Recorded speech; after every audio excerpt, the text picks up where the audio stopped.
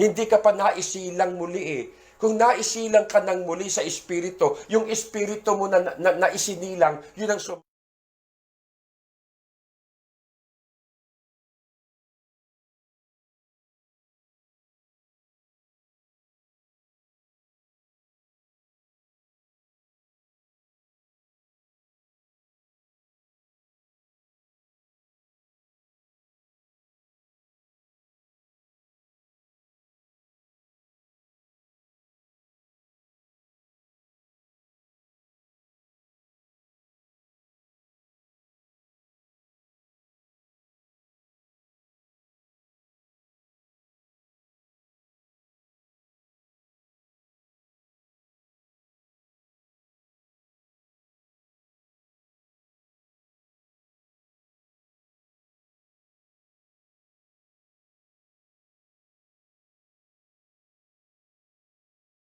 your worship is in vain if you are not saved. Tandaan nyo ha, ang halaga ng pagsamba, tingnan ninyo, ay nandoon sa isang taong ligtas na. Yung ligtas, pag ligtas ka na, makikita sa iyo yun, sa pagsamba. Ligtas ganito. Ganito. Hindi man lang makataas na kamay, nakaganon. Ligtas ba yan? Hello? Diyos ba talaga yung pinupuri mo? Ba't hindi tayo makapagbigay ng todo sa Panginoon? Bakit hindi? Kasi hindi pa tayo born again. Hindi ka pa naisilang muli eh. Kung naisilang ka ng muli sa Espiritu, yung Espiritu mo na isinilang, yun ang sumasamba sa Diyos. Kung hindi ka pa naisisilang na muli sa Espiritu, kapatid, effort lang yung ginagawa mo. Effort. Gawa-gawa mo lang yun. Niraraos mo lang. Kaya hindi nakikita eh. Mahalaga pinag-uusapan natin to eh. Kasi dito makikita mga totoong Kristiyano, mga kapatid. Meron din namang marahil, sumasamba, pero hipokrito naman. Ano ibig sabihin hipokrito? Masakit pakinggan. Yes, masakit pakinggan talaga, pero totoong nangyayari. Totoo po. Kasi ito kapag you are singing while you are sinning. Okay. Minsan sumasamba tayo sa Panginoon. Pero minsan sumasamba tayo, pero patuloy pa rin tayo sa pagkakasala. Mga kapatid, meron kang double life. Dalawa nagiging buhay mo. Akala ng iba, spiritual ka. Akala ng iba, kumakanta ka, pero performance lang yon. Pakitang tao lang. Lalo na yung mga nahuhumaling sa kamunduhan. Mga nahuhumaling sa kamunduhan. Kitang-kita po tayo, mga kapatid. Kaya sabi ng Matthew 15:8, "These people honors me with their lips." Umaawit sila, nagpupuri lang sa bibig. Matthew 15:8, "These people honors me with their lips, but their heart is far from me." Kanilang puso malayo sa akin. Yung bibig nilang malapit. Hallelujah! Praise the Lord! Pero yung puso malayo. Maraming ganyan sa church. Dapat na mabalatan tayo. Dapat lang na mabalatan. Kasi mga kapatid, kung hindi natin to pag-uusapan, maraming panahon masasayang eh. Na tayo pong lahat ay pwedeng maging hipokrito. Pwedeng pakitang tao. Akala nila spiritual tayo pero hindi. Kaya napakahalaga na tinatalakay natin to ngayon. Pinag-uusapan, pinag-aaralan para magkaroon pa ng changes, ng pagbabago ang ating ginagawa na pagsamba, pagpupuri para sa Panginoon. Kaya nga sabi ng Panginoong Yesus, yung mga taong ito, Malapit lang sa akin sa bibig eh. Ano yon? Panginoon ko, Diyos ko, pero malayo puso. Kaya nga tandaan nyo, maaring sumasamba tayo sa church. Dami natin sa church eh. Maaring kumakanta ka, maaring umaawit ka, o maaring nagpapakanta ka, o maaring tumutugtog ka, pero ang puso mo malayo sa Diyos. Maaari lang po. Paano natin makikita? Hindi nga nagbabasa ng Bible eh. Worshipper. Kasama sa worship team. Worker. Leader. Kuno ng simbahan na hindi malang makapagbukas ng Bible araw-araw. Tama sabi ni Kristo. Malapit lang ang tao, mga taong ito sa akin sa bibig, pero puso nila ang layo. Bakit? Hindi malang nagbabasa ng Word of God. Hindi ba lang nakikipag-usap ng seryoso, ng formal, ng regular sa pananalangin sa Diyos? You are not okay with your family. Maaari din ganon. You are being unfaithful. Maaring hindi rin tapat. Worshipper pero hindi tapat sa pagbibigay sa Diyos. Hindi tapat sa ikapu. Puro inaku po. Paano ka sabihin worshipper ka? Isa sa pag-worship talaga, yung giving, yung offering, yung tithing, yung sharing the Word of God, yung hearing the Word, yung reading the Word of God. Yan ang mga true worshipper, kapatid. Pero, kung yung Bible mo ang nagbabasa alikabok, abuti pa'y alikabok, Kristiyano na. Sabi nga ng Bible, the book of Matthew 5:22-24. So, if you are offering your gift at the altar, and then remember that your brother has something against you. Kung maghahandog tayo ng worship sa Panginoon, maghahandog tayo ng pagsamba, ng pagpupuri, ng awitan, palakpakan, sayawan, lundagan para sa Panginoon, ngunit maaalala mo na may kapatid ka na nakasamaan mo ng loob, nakahinanakitan mo. Leave your gift. Gift, yung kaloob mo. Iwan mo muna yan. Huwag mo munang i-practice yung gift mo. Ka munang umawit, huwag ka munang tumugtog. Hindi tatanggapin eh. Huwag ka munang mangaral, hindi tatanggapin. Huwag ka munang sumayaw, sumamba sa Panginoon. Leave your gift there before the altar and go. First, be reconciled to your brother and then come and offer your gift. Kasi ang gagawin natin sa Panginoon, ang ginagawa natin kay Lord sa loob ng church, yung gift mo, yung gift ko. Ang ginagamit natin sa church, yung gift eh. So, hindi mo natin gagamitin yung gift natin. Kasi ang ginagamit natin kay God, yung gift natin eh. Yung ating ministry, mga kapatid. Pero, kapag meron tayong nakasamaan ng loob, huwag ka munang gumamit ng gift. Iwan mo muna yung instrumento mo. Iwan mo muna yung gift mo. Iwan mo muna yung mic. Iwan mo muna yan. Iwan mo muna yung handog mo. Maghahandog ka sa Diyos eh. Iwan mo muna. Makipagkasundo ka muna sa Kanya bago ka sumamba. Sa tao, yun ang batas eh. Sa mga Kristiyano, yun ang batas. Iwan mo muna. Mga kapatid, iwan natin muna. Makipagkasundo muna tayo. Sa tao, inuutos yan eh. How much more sa Diyos na sasamba tayo? Oy, makipagkasundo ka muna sa Diyos bago ka sumamba. Although wala ka nga na nakasamaan ng loob, wala ka nga nakahinanakitan, wala kang napagkasala ng tao, pero kung nagkasala tayo sa Diyos, kapatid, makipagkasundo muna tayo sa Diyos.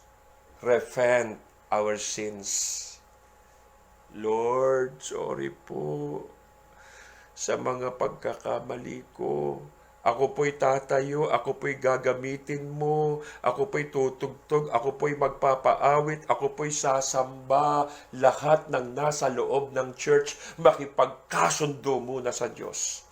Bago siya maghandog ng kanyang katawan. Romans 12:1. Alang-alang sa masaganang habag ng Diyos sa atin. Yung pagsamba, kapatid, grace lang yan. Ialay mo sarili mo bilang isang buhay na handog. Hindi ganon. Patay yan eh. Buhay! Alive! Buhay na handog, banal. Anong banal? Walang puot, walang galit, walang hinanakit. Walang sama ng loob, banal, at kalugod-lugod sa Diyos. Ito ang karapat-dapat na pagsamba sa Panginoon. Basahin niyo yan. Roma chapter 12, verse 1. Napakagandang pinag-aaralan, di po ba? Mga kapatid, napakaganda, di po ba? Kasi kailangan natin itong aralin. Ako pag nagtuturo po ako, nangangaral ako, ayoko po yung salita lang na salita. Nagsasalita ako pero walang laman. Gusto ko po makapasok sa puso ninyo. Gusto ko makultivate lahat ang puso natin, maararo, malimas. Para pagharap natin sa Panginoon ay maging karapat-dapat po tayo. Mahalaga po ito. Itong ating tinatalakay ngayon, mga kapatid. Wala ka man na kasamaan loob, nakagalit. Sa Diyos tsak meron. Kaya, every time na tayo mag-worship sa Panginoon, alalahanin natin, lumuhod muna tayo sa Panginoon. Magpatira pa muna tayo sa Diyos. Umusal muna tayo. Magpakumbaba ka muna. Para pag tayo mo, mga kapatid, nandoon ang leading by the Holy Spirit. Talagang makikita yung glory sa iyo. Makikita yung anointing. Makikita yan. At saka meron leading, mga kapatid. May leading po, Panginoon. Ililid ka doon sa gagawin mo, sa duty mo, na gagawin mo para sa Panginoon. Makita mo na i-enjoy mo. Hindi ka nahihiya. Yung iba nahihiya eh. Tutugtog lang sa Panginoon, nahihiya pa. Bakit? Tumatayo ka rin kasi para sa sarili mo eh. Pag tumatayo ka para sa Panginoon, kapalmoks ka kapatid, kapalmoks. Oo, tao tayo. Nakakahiya talaga. Pero, kung tumatayo ka naman para sa Panginoon, privilege yun. Opportunity yun. I-grab mo na. Huwag mong sayangin ang ibinibigay na pagkakataon ng Diyos sa iyo. Pag ginamit ka ng Panginoon, hallelujah, praise the Lord. Huwag, ako na naman, gumaganon eh. Ako na naman, kaya sabihin ko, kaya gumaganon ka, alam mo, kasi tinitignan mo sarili mo. Tignan mo ang Panginoon. Lahat ng gagawin mo para kay Lord. Lord, para sa iyo to. So excited. Di po ba? Yung sinasabi ko sa inyo, kailangan kalikutin ng isip natin. Yes. Kailangan kalikutin ng kalooban natin. Kasi may mga bagay na bumabara dyan eh. Hindi tayo nabubuksan. Mga kapatid. Okay. Baka sabihin nyo, si pastor nangongondem. No. Hindi po. Hindi ko sinasabing kailangan perfectly. Holy ka na bago ka sumamba sa Diyos. Hindi ko sinasabing perfect ka, holy ka, bago ka mag-worship sa Panginoon, bago ka magpagamit sa Diyos, perfect ka. No, wala ko sinasabing ganyan. Mga kapatid, pero nandoon ang pusong nagsisisi sa ating mga kasalanan, inaamin na tayo po ay mahina, nadapa, nagkasala, magpakumbaba tayo sa Diyos. Okay? Magtiwala tayo kay Kristo at sa ginawa niya sa krus para mapalapit tayo sa Kanya sa pagsamba. Kaya this sermon, especially for us, mensaheng ito, sa lahat to. ng Kristiyano sa loob ng simbahan. Maaaring may struggle ka sa kasalanan. Yes, pero lumalaban ka. Yun na matindi ron eh, yun na maganda ron eh. Di tayo perfect. May struggle tayo, pero lumalaban tayo. Tumatayo tayo para sa Panginoon. Gusto mong ang puso mo ay magliyab ulit sa pagsamba, pagpupuri para sa Panginoon. Kung nararamdaman mo na nanlalamig ka, lalo na lockdown, at yung worship natin hindi talaga actual, maaaring dinatnang ka ng panlalamig, panghihina. Kaya nga sabi ko sa inyo, kailangan bago mag-open ng church, bago tayo mag-start sa church, mga worshiper, mga leaders, workers, anyayahan ko kayo, one day, whole day, worship revival. Pak. Para pagbalik natin sa church, makita mo, umaapoy ka. Grabe. Kaya how can you worship? Paano tayo sasamba kung nasaktan ka ng sobra? Yes. Paano ka sasamba sa Diyos kung may taong gumawa sa iyo ng kasalanan sa loob ng church? Kung merong isa sa pamilya mo nagpasama, nagpasakit ng kalooban mo, o kung meron ka kabigatang dinadala, o nawalan ka ng isa sa mga mahal sa buhay, nawalan ka ng tatay, nawalan ka ng asawa, nawalan ka ng anak, how can you worship? How? Ang hirap, di po ba? Ang hirap. Paano ka tatayo? Paano ka sasamba sa Diyos? May kabigatan ka. Kaya pinag-uusapan natin ito eh. How can we worship? How can we sing? Paano tayo aawit? Paano tayo papalakpak? Paano tayo sasayaw? Paano tayo magtataas ng kamay? May kabigatan ka. Yung iba sasabihin, exempted muna ako sa worship, pastor. Bakit? Saka na lang pag okay na ako. Makinig ka. I encourage you. Huwag mong gagawin yan. Huwag mong gagawin yan. Si David, nung naalaman niyang patay ang anak niya, ano ginawa? Daligo. Patay na anak ko. Nung may sakit pa, nagpasting. 7 days, pero namatay rin. Nung namatay anak niya, ano ginawa? Nagbukmok? Sinisi ang Diyos? No. Tumayo. Naligo ng abuyon. Nahiga sa lupa. Para gumaling ang anak niya. Pero wala eh. Gusto talaga ng Diyos kunin eh. Ito tayo magagawa doon. Pag merong mga mahal sa buhay natin, ang kinukuha ng Panginoon, wala tayong magagawa. Siya may-ari ng lahat ng bagay. Hindi tayo. Pahiram lang sa atin ang lahat ng kung anong meron tayo. Pati pamilya natin. Pahiram lang po yan. One day kukunin po ng Panginoon yan kung sino po mauuna. Kasi hindi naman tayo taga rito eh. Kaya yung iba tangis ng tangis kasi alam niya taga rito lang siya. No. Taga ron tayo.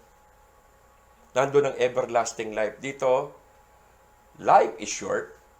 Kapraso lang eh.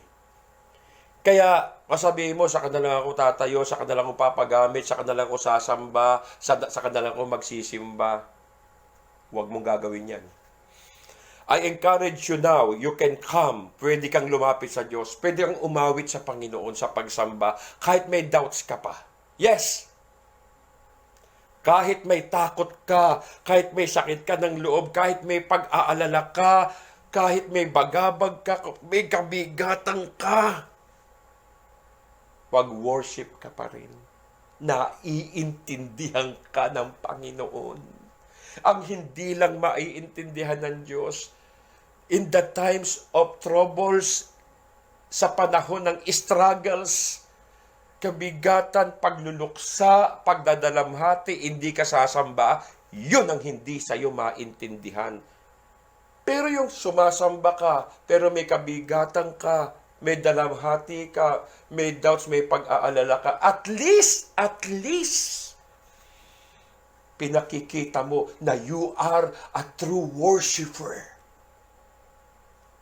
Yes. Walang exempted. Kailan mo patutunayan totoo ka? Sa panahon ng kabagabagan, pagkatakot, kasakitan, kapaitan, sa panahon ng pagdadalamhati, doon mo lang pwedeng ipakita na totoo kang Kristiyano. Binibigyan ko kayo ng tip. Walang exempted. Come and worship and sing with God. Umawit tayo sa Panginoon. Naiintindihan ka na, Lord, doon. Naiintindihan ka. Promise. Giving us a voice when life is hard. Bigay mo yung boses mo, mawit ka pa rin. Baka doon ma-revive ka eh. Aliwin ka ng Diyos, i-comfort ka, i-comfort. Kasi kung ikaw magmumukmok, mamimighati, magdadalamhati, mag-iisa, magsosolo, hindi makabubuti yan para sa'yo.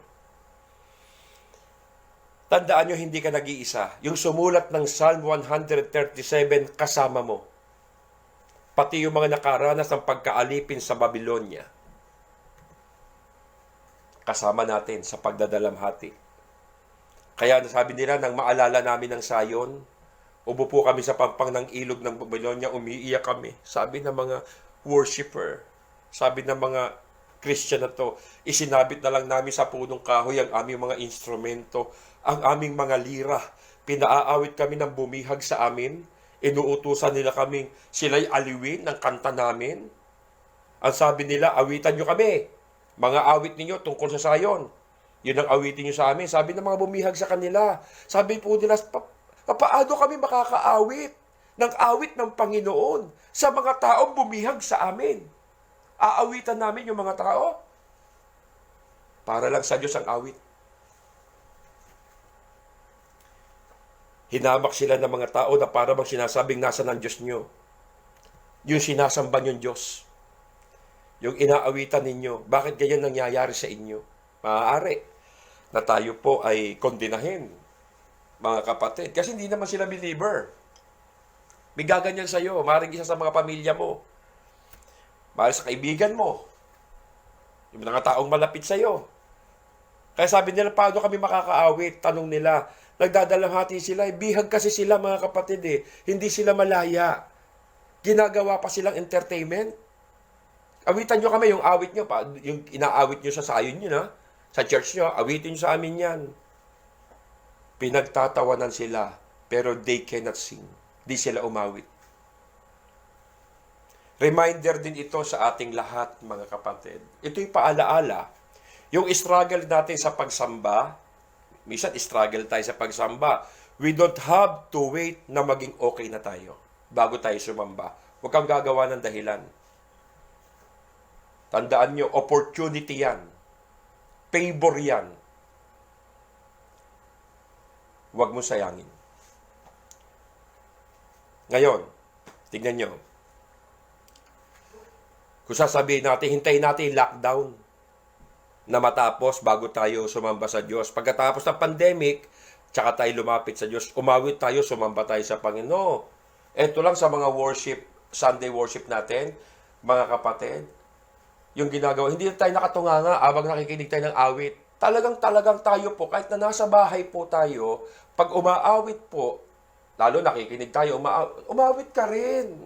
Sumamba ka rin.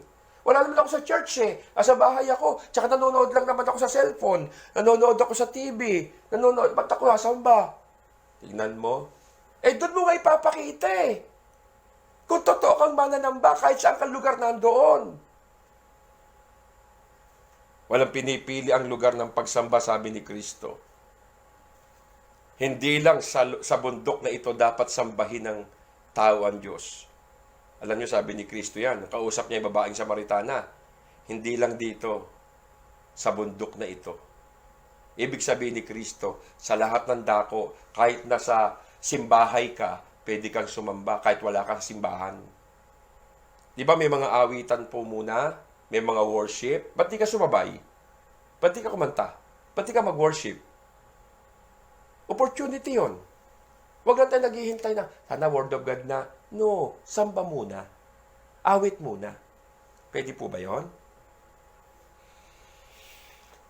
Merong word na ibinibigay po sa atin ng Diyos. Tuwing meron tayong struggle sa buhay. Meron po siyang word of encouragement na sinabi rito.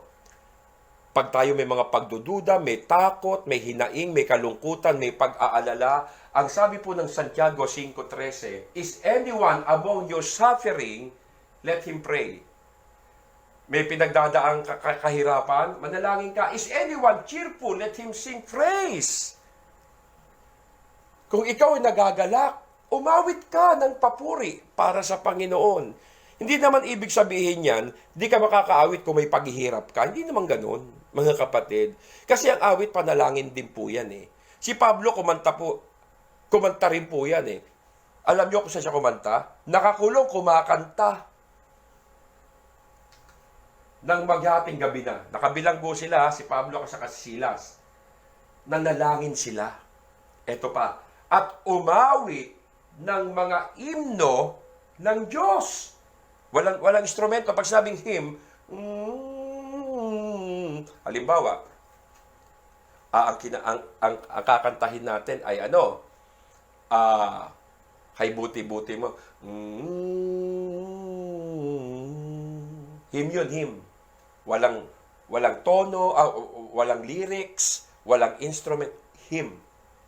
Alam niyo ginawa ni Pablo Silas? Nakakulong sila, nanalangin sila, umawit, nakakulong ng mga himno sa Diyos at nakikinig naman ng ibang mga bilanggo. Nasa loob ng bilanggo, maawit? Akala kasi natin, mga kapatid, ang pagsamba sa church lang, ang pagpupuri sa church lang, no. Ako, may mga gawain ako sa mga bilanggo, maawit kami ron. Pupuri kami. Sasaya talaga, may mga papalit na mga instrumento sa loob ng bilangguan. Sa Diyos kasi, mga kapatid, hindi lang tayo magpupuri at sasamba, panahon masaya tayo. Hindi pong ganon. Ang problema kasi ngayon, makinig kayo. Ang problema sa mga churches, yung music sa church, yung praise and worship, limited ang range ng emotion. Limited eh. Eto. Sabihin ko sa inyo, the deepest expression of God-centered worship. Tingnan nyo, mga kapatid. Ang pinakamalalim na pagsamba sa Panginoon, yung sumasamba ka na nakasentro ka sa Diyos. Deny yourself. May problema ka, tabi ka muna. Meron kang kabigatan, alisin mo muna, ipahinga mo muna, and then, umawit ka, magpuri ka, sumamba ka, sapagkat ang expression ng totoong pagsamba sa Diyos, yung God-centered. Yung nakasentro yung isip mo sa Panginoon. Why? Sa inyong pag-uusap, gumamit kayo ng mga salmo. Ito nga, kwentuhan lang, may salmo pa. Mga himno at mga awiting espiritual. Buong puso kayong umawit at magpuri sa Panginoon. Hindi nguso buong puso gagamitin. Alam niyo sa pagpupuri sa Diyos, umawit kayo na magpuri, buong puso kayo umawit ng pagpupuri. Pag aawit ka, hindi nguso ang ginagamit, puso. May expression, merong emotion. Hindi po ganun. Naloloko ka lang yan eh. Naloloko ka. Dapat talaga, worship. Kapatid, kilala mo ba Diyos? Sambahin mo siya ng totoo. Hindi pakitang tao.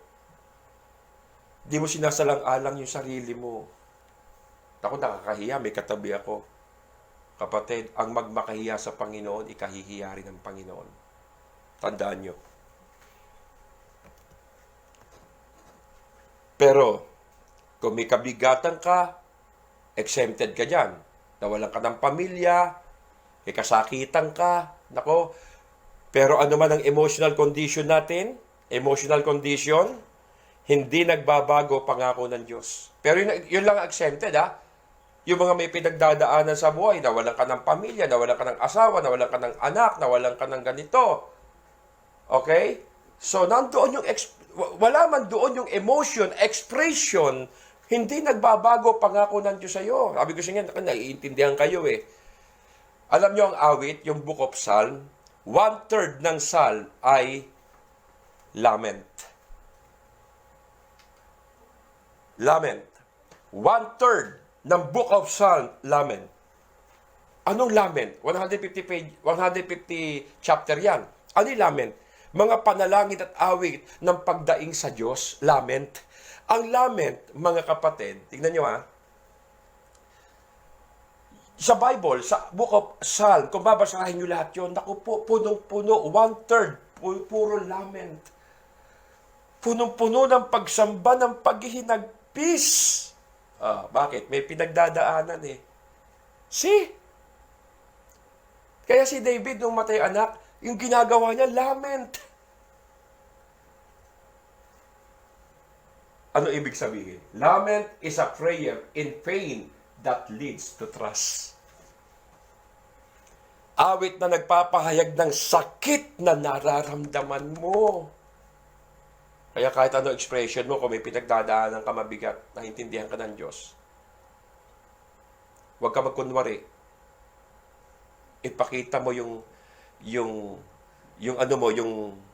daing ng puso mo. Naalala ko kanta, daing ng puso mo, lumalapit, sumasamong tulungan mo, Panginoong Yesus. Ako sa'yo'y nagsusumamo. Diba? Magandang kanta na yan, mga kapatid. Nakalimutan ko lang eh. So, lament is a prayer in pain that leads to trust. Padalangin yan eh. Awit na nagpapahayag ng sakit na naramdaman ng ating kalooban. Individual man yan, community of faith na nagdudulot ng pagtitiwala sa Diyos. Kasi, yung lament, totoong worship yan. Lament? Yan ang totoong worship. Yung sa Diyos mo isinusumbong yung sakit na nararamdaman mo, yung pait, yung pinagdadaanan mo, nagsusumbong ka sa Diyos. Meaning to say, nagtitiwala ka sa Panginoon. Ganito ang matinding karanasan ng mga nabihag ng mga Kristiyano sa Babylonia. Pero nanatili pa rin silang may awit sa kanilang puso. Yung maganda ron eh, may awit sila. Tuloy ang awit, di ba? Ganda yung mga kanta, kaya hindi ako singer eh. Hindi po ako music ministry. Mga kapatid, wala akong gift dyan eh. Pero, lahat tayo may calling para sambahin ng Diyos. Katunayan, isinulat ang isang aklat eh. Ano yon? Lamentation. Ang Tagalog, panaghoy. Lamentation yan eh. Punong-puno ng ekspresyon, ng kalungkutan, ng kabigatan, ng kabagabagan, ng kapighatian, ng kapaitan. Lamentation ang ibig sabihin dyan. Pananangis. May book of lamentation eh. Panaghoy. Si Jeremiah, mga kapatid, talagang nananaghoy yan. Panginoon, ganun siya kung mag-worship, kung mag-pray. Tingnan nyo. Kaya ang pag-awit natin dapat, mga kapatid, ang pag-awit natin, we turn our eyes to God.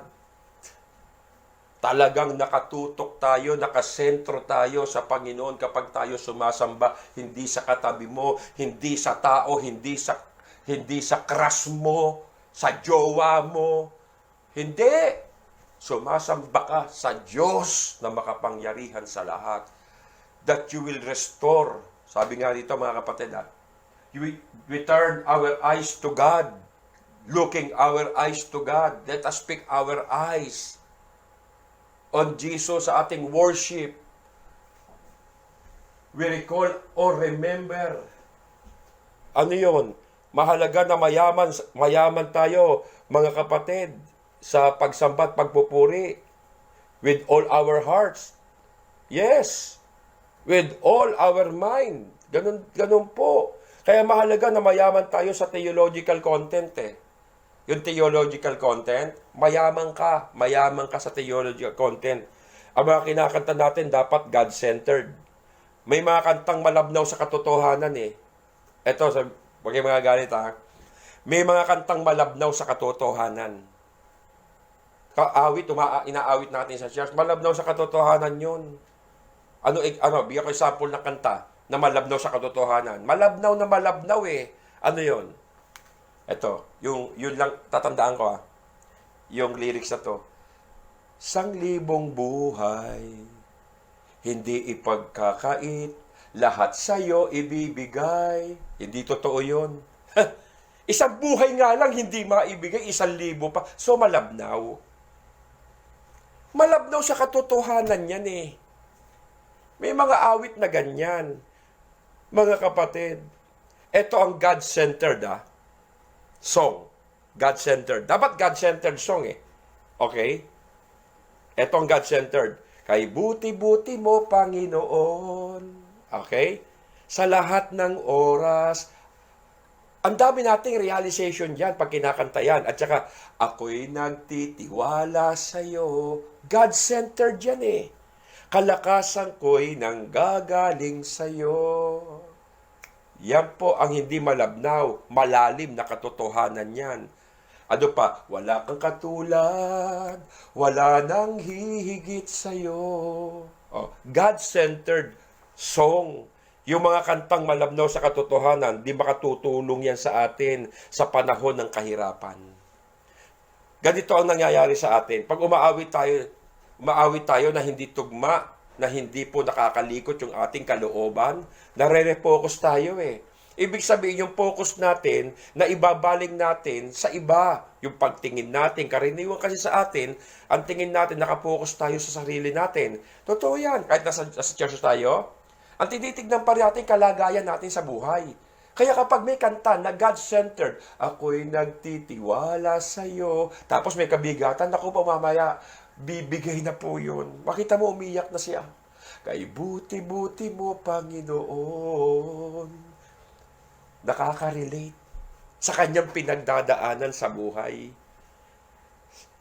Sa mga masasamang balita sa paligid natin, pero totoong pag-awit nga, sabi ko sa inyo, yung nakatuon tayo, ang ating mga paningin sa Panginoon, sapagkat yun lamang we recall or remember na kapag bibigay po sa atin, nakapagpapaalala sa atin ng mga pagkukulang natin, ng mga pagkakamali natin, ng mga pagkakasala natin, kapag sumasamba tayo, umaawit tayo, kapag ang mga awitin, mga inaawit natin ay talagang nakapagbibigay ng realization sa atin. Wow!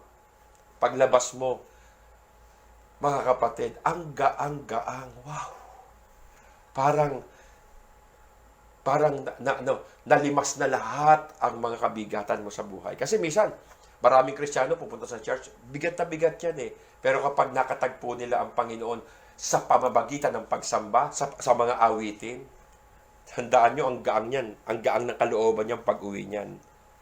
Hindi naman hypocrisy, mga kapatid. Yung ganon, hindi naman po. Kapag may mga song na parang hirap kang kantahin kasi feeling mo, di mo nararamdaman. Yung pag-asa na yon o yung kagalakan na yon, but you can still sing that as a prayer. Totoo yan eh. Kasi ang kanta, panalangin niyang kinanta lang eh. At sabi mo kay Lord, di ko nararamdaman itong awit. Bakit minsan di natin nararamdaman yung awit? May problema tayo eh. Ipag-pray mo. Sabi mo, Lord, that you will restore to me the joy of my salvation. Yun ang problema natin. Minsan nakokondem mo sarili mo eh. Kasi minsan dapa ka, nagkamali ka, nagkasala ka. Nadadala po natin yun sa loob ng church eh. Minsan, paano ko sasamba sa Diyos? Meron ako nagawang pagkakasala. So, ang bigat-bigat. Kaya minsan, nakokondem mo sarili mo in the times of worship. Hindi tayo nakapag-worship ng totoo. Kasi titignan mo sarili mo eh. Sabi ko sa inyo mga kapatid, tumingin ka sa Panginoon. Kaya, mas magiging meaningful ang awit natin kung kilala natin ang Diyos. Kasi tingin natin sa Diyos, terror, nangongondena, naninisi. Hindi po ganun ang Diyos. Hindi po ganun. Si Job sumamba sa Panginoon eh. Pagkatapos namatay ang kanyang mga anak, pagkatapos namatay ang kanyang anak, sumamba siya. At ang inawit niya, alam niyo kung ano inawit niya? Mga kapatid, eto. Tumayo si Job, pinunit niya ang kanyang damit, nag-ahit ng ulo, pagkatapos nagpatira pa siya, sumamba sa Diyos. Namatay mga anak niya. Dapat Panginoon, bakit mo kami pinabayaan? Bakit mo ko? Dapat ganyan, di ba? No. Siya po, pinulit ang kanyang damit, nag-ahit ng ulo, pagkatapos nagpatira pa siya, sumamba sa Diyos. May problema ka, di ka nagsimba. May problema ka, may kabigatan ka, tamad ka sumamba, nakaganon ka lang sa church, nakaganon ka sa silya. Dinadama mo yung pinagdadaanan. O ganon. Hindi po maganda yon. Ang sabi niya, hubad akong lumabas sa sinapupunan ng aking ina. Ilang kinanta niya eh. Hubad din akong babalik sa lupa. Si Yahweh ang nagbigay, si Yahweh rin ang babawi. Purihin si Yahweh. Kasi alam niya, lahat ng bagay hindi man sa kanya. Kaya sa kabila ng mga trahedyang nangyayari sa buong mundo, sa panahon natin ngayon, pandemic, crisis, lindol, bagyo, hinan ninyo yan? Sa mga sakit na naramdaman sa puso mo, anumang hirap na dinaranas mo ngayon, di natin mapagtagumpayan hanggat hindi natin ibabaling ang ating paningin sa Panginoon sa ating pagsamba. Hindi natin mapagtatagumpayan yan. Kasi nakatuon ka sa sarili mo. Yung pinagdadaanan mo, yung hirap na naranasan mo, yung paligid, natatakot ka. So, hindi ka nakatingin sa Diyos. Nakatingin ka sa mga nangyayari at naranasan natin sa buhay. No! Let us pick our eyes on Jesus. Sasamba ka sa Diyos. Ibaling mo, mapagtatagumpayan mo yan. Sa Exodus, makatawid ng mga Israelita, di mo ba, pamamatay na sila? Nakatawid sila sa dagat eh. O, sa Red Sea, umawit sila ng papuri sa Diyos, oh. Ito ang inawit ni Moises at ng mga Israelita para kay Yahweh. Itong si Yahweh ay aking aawitan. Sana may tape recorder no, narinig natin ng tono, no? Ng kanyang kinamtang dakilang tagumpay. Ang mga kabayot kawal ng kaaway sa puso ng dagat, lahat yun natabunan.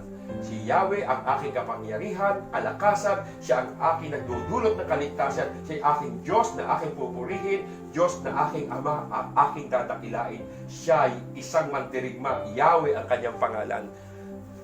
Music ministry, song leader, bigyan kaya natin ang tono to. Kasi inawit to ni Moises, itong si Yahweh, bigyan mo tono yan, ay aking aawitan. Di ba? Bigyan mo tono. Yung verse 1 hanggang verse 3. Inaawit ito eh. Kanta ito eh. Dumagtagumpay sila. Mga kapatid, tingnan mo yan. Yan ang gagawin natin pagbalik natin sa mga churches. Kung ikaw ay makikinig ngayon, nakikinig ka ngayon, kaya sa akin, pero wala pa si Kristo sa buhay mo, you don't have, tandaan mo, you don't have any reason to sing. Wala kang dahilan para kumanta. Kung ikaw ay nakikinig sa akin ngayon pero wala pa sa puso mo si Kristo, wala pa sa buhay mo, Panginoon, walang dahilan para kumanta ka. Pero kung nasa iyo si Kristo, kapatid, you have a lot of reason to sing. May dahilan ka para awitan ng Panginoon. Pinatawad ka niya, kaya sing praises. Niligtas ka niya, sing praises. Pinagpala ka niya, sing praises. Biniyayaan ka niya, sing praises. Pinagaling ka sa karamdaman, sing praises. Sinagot niya, panalangin mo, sing praises. Ang daming ginawang mabubuting bagay sa iyo ang Panginoon, sing praises. At alam mo, sa pagbabalik niya, makakasama ka, sing praises.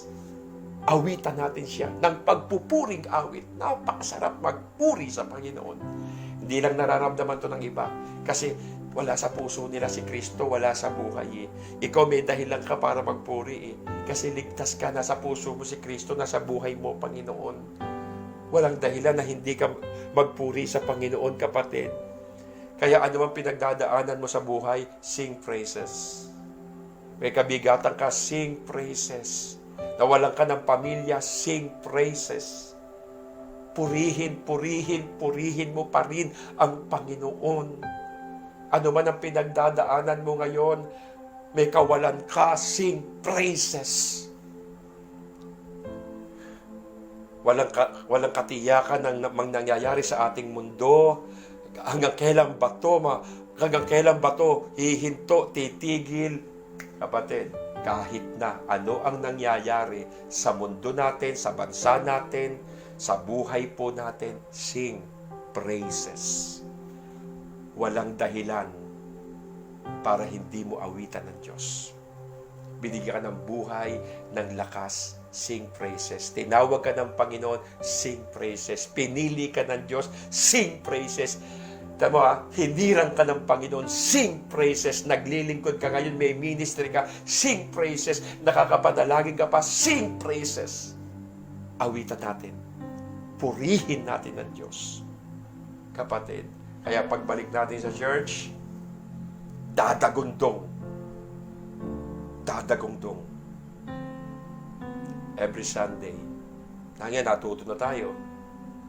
Mga kapatid, itong ating pinag-aralan ngayon, didetalye ko sa inyo yan. Mga kapatid, nilid ako ng Lord sa mga mensaheng ito. Nilid niya ako kung anong sasabihin ko sa inyo. So,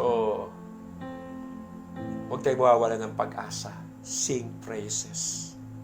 Buhay ang Diyos, sing praises. Totoo ang Diyos, sing praises. Nararamdaman mo siya sa puso mo, sing praises. Papuri, papuri, papuri, papuri ay para lamang sa Panginoon. So mga kapatid, napakaganda ng kapahayagan ng Diyos sa ating buhay. Kaya pala, ipinatabi muna ng Panginoon ang ating tinatalakay na mensahe na week 4 na mga kapatid. Tinabi muna para ipasok po ito. Sana po naiintindihan natin. Hindi ko naman sasabihin yan kung naiintindihan mo eh. Okay? Alam kong naiintindihan mo. Sana lang, mga kapatid, magkaroon tayo ng malawak na relasyon sa Diyos. Palalim para maging totoo tayo sa Panginoon. Ulitin ko, pagbalik natin sa church, iba ka na. Hindi ka na katulad dati. Before lockdown, ngayon di na. Ngayon dito makikita mga tunay na Kristiyano, mga tunay na worshiper, pagbalik natin ng simbahan. Pero, wala tayong karapatang kumundina.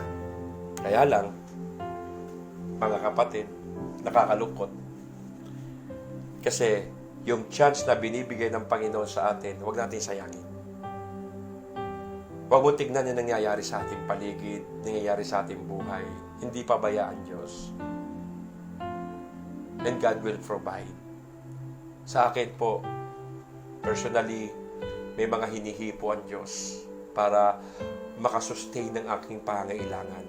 Salamat po sa inyo. Sa inyo mga ginagamit ng Panginoon para makatagpo ko yung pangailangan ko. Salamat sapagkat inaabot niya po ang aking pangangailangan through you. Sa pamamagitan mo. Sino ka man, salamat po sa Panginoon sa buhay niyo. Kasama po kayo sa aking pananalangin at pasasalamat sa Diyos. Sa mga hindi naman nakakaabot, kapatid, naiintindihan ko po. Gusto ko pa nga ako po makatulong pa sa inyo sa mga wala po kakayahan. Ako po'y nag-aalala rin po sa inyo, mga kapatid. Kayo po ay akin na pong namimiss kasi po mga anak ko po kayo sa Panginoon. Ingat-ingat po kayo. Ingatan po natin ang sarili natin. Iingatan tayo ng Diyos. Salamat po sa inyo, mga kapatid, na mga kumakatagpo ng aking pangailangan. Kilala kayo ng Panginoon. Magpalain kayo ng Diyos. Alam ko, ang Diyos na pinaglilingkuran ko ang siyang magbabalik ng higit sa inyong pangailangan. Hindi dahil binabayaran kayo ng Diyos sa mga tulong na ginagawa ninyo sa akin. Hindi po. Kundi, yun po ay isang gantimpala ng Panginoon sa inyo. Salamat po. Personally, nagpapasalamat po ako sa inyo. Sino man po kayo, hindi ko man kayo isa-isahin, kilala kayo ng Diyos. Salamat po sa Panginoon sa inyong buhay, mga kapatid. So, tuloy-tuloy lang po tayo. Pag-pray natin na Next week, GCQ na. Mapayagan tayo, pag-pray natin, payagan tayo ng government na tayo po ay makapagbalik na sa church, makapag-worship, makapaglingkod sa Panginoon ng malaya. Pero syempre, yung social distancing natin ay atin pong gagawin. Salamat po sa inyong pakikiisa, sa inyong pakikinig. Tuloy-tuloy po lang po ang pakikinig natin, mga kapatid. Tuloy-tuloy lang po. Dapat po, kauhawan mo ang lahat ng ginagawa natin ito. Okay?